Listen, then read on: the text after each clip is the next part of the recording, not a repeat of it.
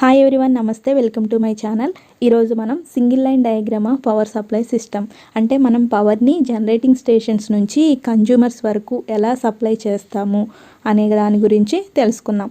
So యాక్చువల్గా power system అంటే ఏంటి? పవర్ సిస్టమ్ అంటే ఏంటంటే ఇది ఒక నెట్వర్క్ అన్నమాట. సో ఇందులో ఏమేమి ఉంటాయి? జనరేషన్, ట్రాన్స్మిషన్, ఇంకా డిస్ట్రిబ్యూషన్, ఈ మూడు ఉంటాయి అన్నమాట.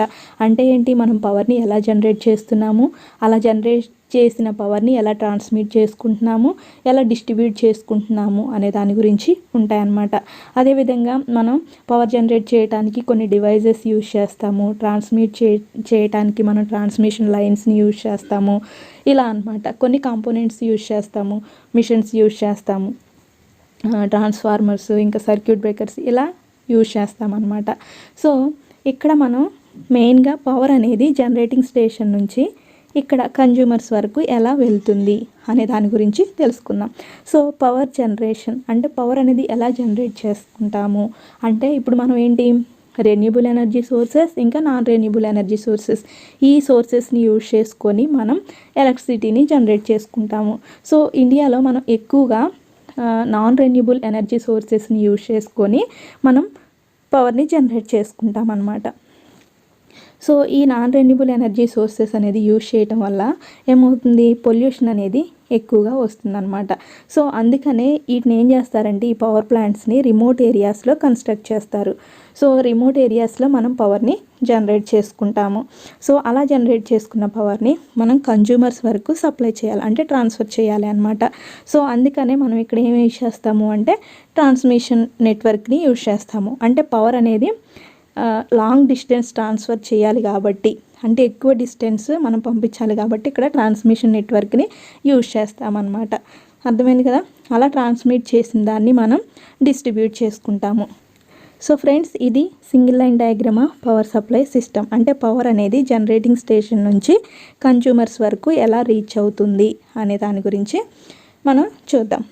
సో మనం జనరేటింగ్ స్టేషన్స్లో మనం ఏం చేస్తాం, పవర్ని జనరేట్ చేసుకుంటాం. మనం జనరేట్ చేసుకున్న పవర్ వచ్చేసి 11 kV లేదా 33 kV ఉంటుందన్నమాట. సో ఫస్ట్ ఏం చేస్తామంటే, ఈ 11 kVని స్టెప్ అప్ చేసుకుంటాం.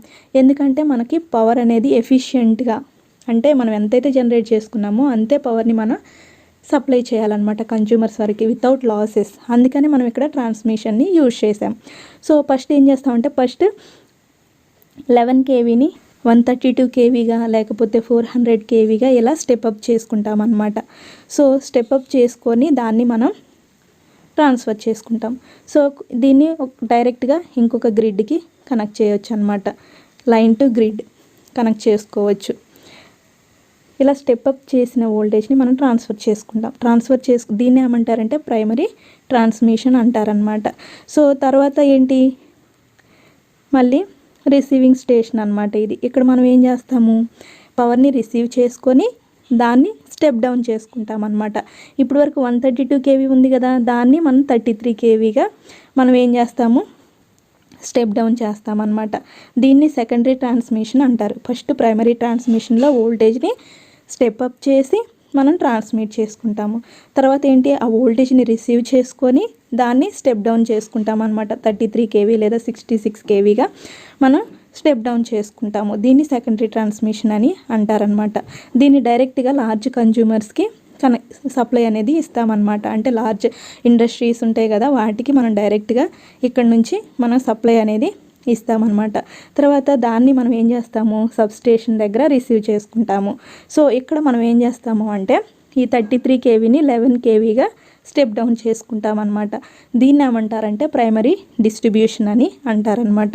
సో ఇక్కడ నుంచి మనం డైరెక్ట్గా ఇండస్ట్రియల్ కన్జ్యూమర్స్కి ఇస్తామన్నమాట. సో దీన్ని ప్రైమరీ డిస్ట్రిబ్యూషన్ అంటారు. తర్వాత ఏంటి అంటే, చూడండి మన ఇళ్ళ దగ్గర ట్రాన్స్ఫార్మర్స్ ఉంటాయి కదా, వాటిని ఏమంటారంటే డిస్ట్రిబ్యూషన్ ట్రాన్స్ఫార్మర్స్. ఇప్పుడు 11 kVని ఈ డిస్ట్రిబ్యూషన్ ట్రాన్స్ఫార్మర్స్ యూజ్ చేసుకొని 415 volts లేకపోతే 415 volts లేకపోతే 230 volts ఇలా మనం స్టెప్ డౌన్ చేసుకుంటాం అన్నమాట. దీన్ని సెకండరీ డిస్ట్రిబ్యూషన్ అంటారు. ఇక్కడ నుంచి డైరెక్ట్గా ఇళ్ళకే సప్లై అనేది ఇస్తారనమాట. సో ఫ్రెండ్స్, మనం హై వోల్టేజ్ అనేది డిస్ట్రిబ్యూట్ చేయడం వల్ల ఏమవుతుంది, దానివల్ల చాలా ప్రాబ్లమ్స్ అనేవి వస్తాయి అన్నమాట. అంటే ఎక్విప్మెంట్స్ అన్నీ పాడైపోతాయి, మనకి కరెంట్ షాక్ ఎక్కువగా వచ్చే ప్రమాదం ఉంది. కాబట్టి మనం ఏం చేయాలంటే లో వోల్టేజ్ని మనం డిస్ట్రిబ్యూట్ చేయాలి యూటిలిటీ పర్పస్లో. కాబట్టి మనం ఏం చేస్తామంటే ట్రాన్స్మిషన్ దగ్గర స్టెప్అప్ చేసి వోల్టేజ్ని ట్రాన్స్మిట్ చేసాం కదా, వోల్టేజ్ని స్టెప్ బై స్టెప్ డౌన్ చేసుకుంటూ మనం యూటిలైజ్ చేసుకుంటాం అన్నమాట. సో ఫ్రెండ్స్, ఇది single line diagram of power supply system. దీని గురించి ఏమైనా డౌట్స్ ఉంటే తప్పకుండా అడగండి, నేను ఆన్సర్ చేస్తాను. Thank you so much. Thank you for watching.